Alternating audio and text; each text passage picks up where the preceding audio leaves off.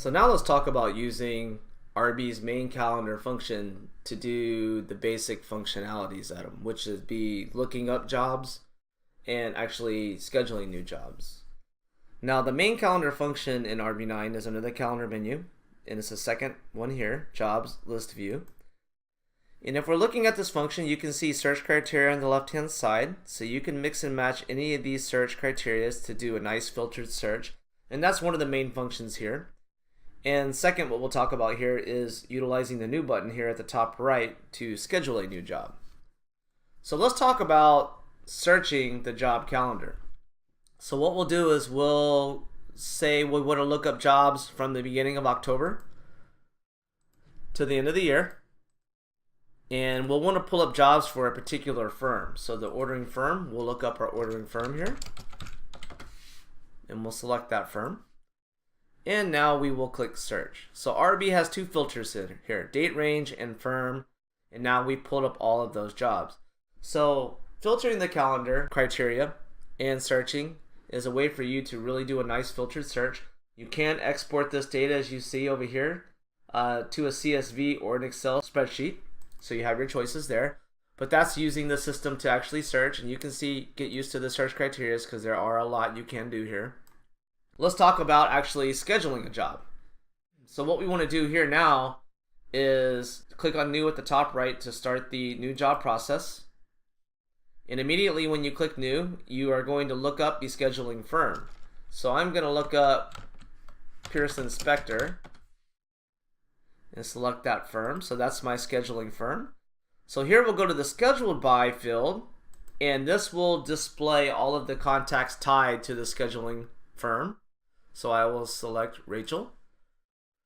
And for the ordering firm, it will automatically default to the scheduling firm, but you can pick a different ordering firm if you want to. So scheduling and ordering can be different, but in this case, I'm going to pick from the same firm, and my attorney is going to be Harvey Spector.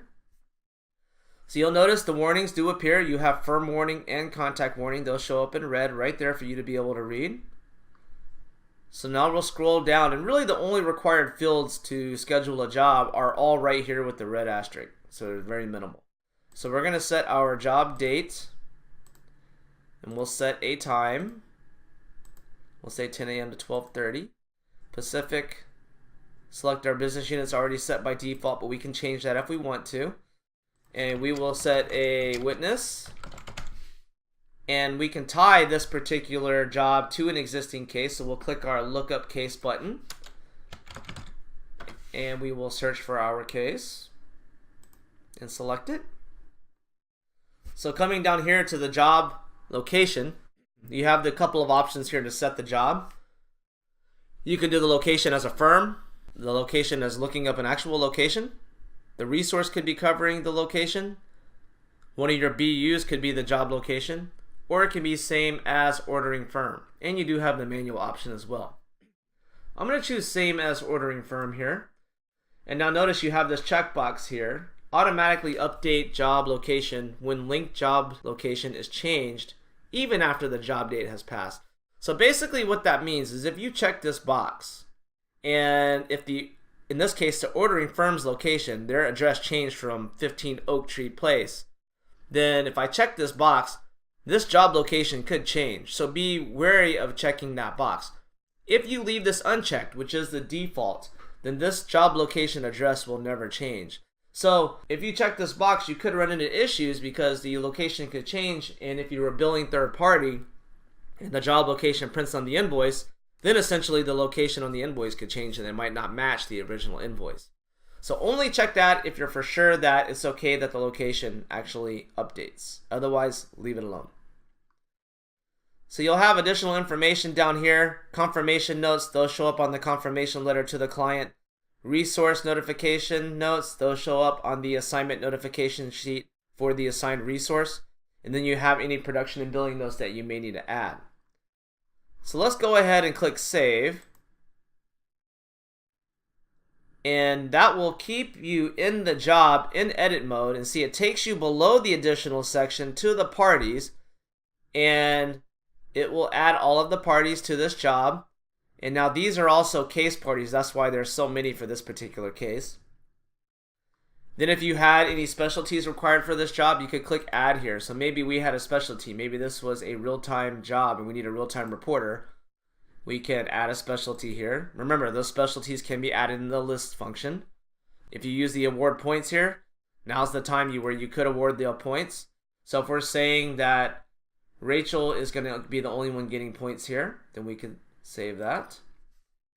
And then down here you have your task. So if this job was a deposition, we could set depo as a task. My default task is undefined, and that's because I want my calendar department to set the actual task type after actually scheduling the job.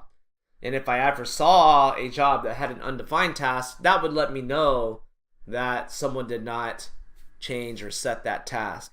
So in my example, now that I saved this job and I know it's a deposition, I can click on undefined and I can actually set depo as the task. And if I wanted to pre-assign, I could go ahead and do that right here by clicking assign resources. But I'm not going to do that in this example.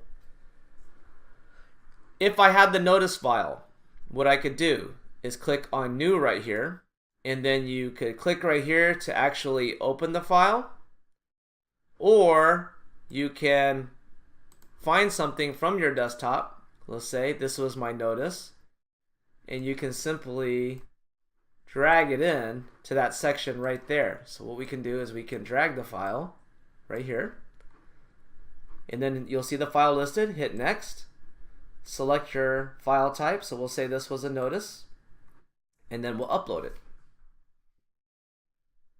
So that will take care of that file there. It is published for RB Connect if you do have RB Connect, so the assigned resource will be able to download that. But now, since this is of notice here, it will automatically attach to the assignment notification that you send out to the assigned resource as well.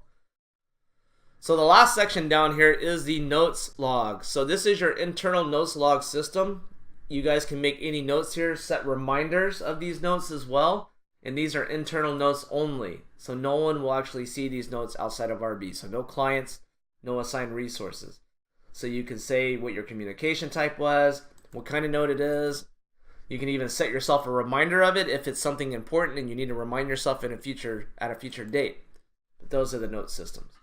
So once you're done, save, and then save and close, and that's it for the job.